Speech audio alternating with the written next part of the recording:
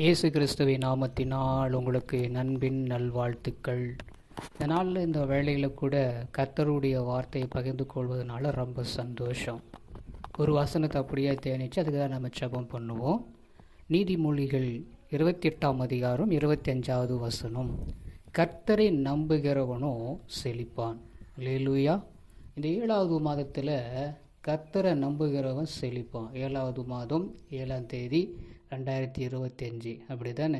அப்போ 7 இந்த 2 பார்க்கும் பொழுது செழிப்பை குறிக்கிறது.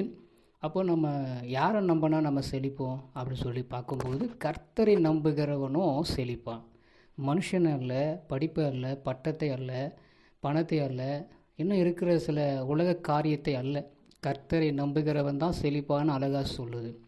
நீங்கள் பார்க்குறீங்கள, ஒரு அழகான ஒரு புல்வெளி, ஒரு புல் நல்லா அழகாக சூப்பராக எவ்வளோ பெருசாக இருக்குல்ல. அது யாரை நம்பி இருக்குதுன்னு பார்த்தா மண்ணையும், அதாவது பூமியில் இருக்கிற மண்ணையும், பக்கத்தில் தண்ணீர், அந்த தண்ணீரை வச்சு என்ன பண்ணுச்சு, நல்லா செழித்துவங்க வளர்ந்தது.